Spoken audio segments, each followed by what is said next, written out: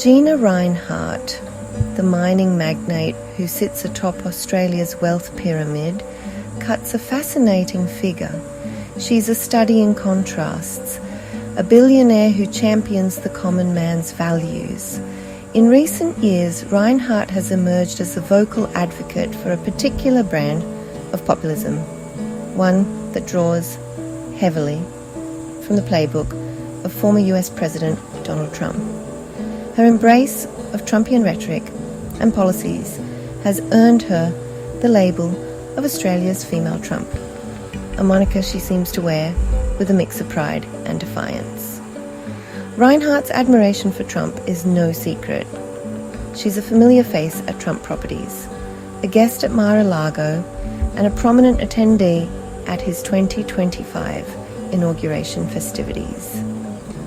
She's also a believer in his America First agenda, advocating for similar policies in Australia.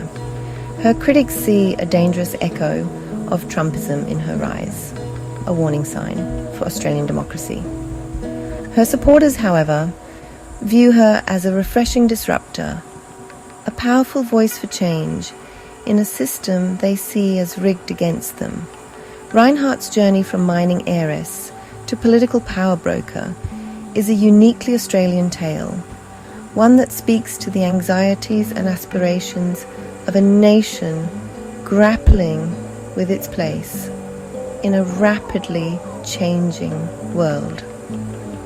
It's a story of wealth and ambition, of ideology and influence, and of one woman's determination to reshape her country in her own image. Rinehart's embrace of Trumpism extends beyond mere rhetoric. It's woven into the very fabric of her business empire. Take, for instance, the renovation of her Perth headquarters. The building, once a symbol of corporate Australia, is undergoing a dramatic makeover, one that incorporates elements directly inspired by the MAGA movement.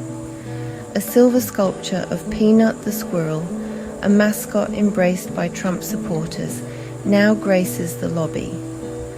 A plaque bearing an Elon Musk quote, "On freedom," adorns a prominent wall. These additions, seemingly innocuous on the surface, speak volumes about Rinehart's ideological leanings. They're a not-so-subtle nod to her American allies, a sign that the MAGA spirit has found a home down under. The renovations have raised eyebrows in Australian political circles, with some observers questioning whether Rinehart is blurring the lines between business and political activism. Her supporters, however, dismiss the criticism as mere envy, arguing that Rinehart is well within her rights to express her political views. They point out that her company, Hancock Prospecting, is a major employer in Australia and a significant contributor to the national economy. What do you think about Gina Rinehart's approach? Leave a comment below and let us know your thoughts. Rinehart's political influence in Australia is undeniable. She's a major donor to the Liberal Party, Australia's main Conservative party, and has cultivated a close relationship with its leader, Peter Dutton. Her support for Dutton is no secret. She's hosted fundraisers for him at her palatial homes and has publicly endorsed his bid for Prime Minister.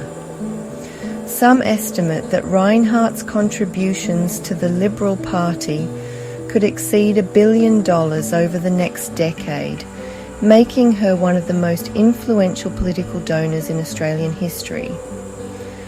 Rinehart's critics argue that her donations give her undue influence over government policy. They point to Dutton's support for the mining industry, a sector in which Rinehart has vast interests, as evidence of her sway. They also worry about her close ties to the American right, fearing that she's importing a divisive brand of politics to Australia. Rinehart and her allies, however, dismiss these concerns as unfounded. They argue that her donations are motivated by a desire to see Australia prosper, not by any personal gain. What do you think about Gina Rinehart's political influence? Leave a comment below and join the discussion. Rinehart's admiration for Trump is rooted in a shared belief in the power of free enterprise. She sees in him a kindred spirit, a fellow outsider who challenged the status quo and achieved extraordinary success. Like Trump, she believes that government regulation stifles innovation and that tax cuts are the key to economic growth. She's a vocal critic of what she sees as Australia's bloated bureaucracy, calling for a bonfire of red tape to unleash the country's economic potential.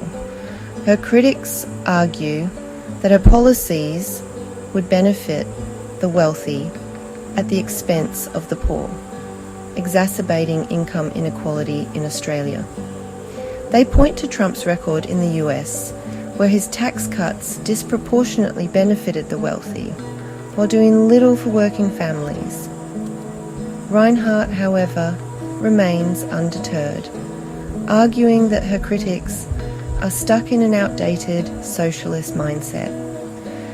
She believes that her vision of a leaner, more efficient government is the only way to ensure Australia's continued prosperity in the 21st century. If you enjoyed this video, please like, share and subscribe.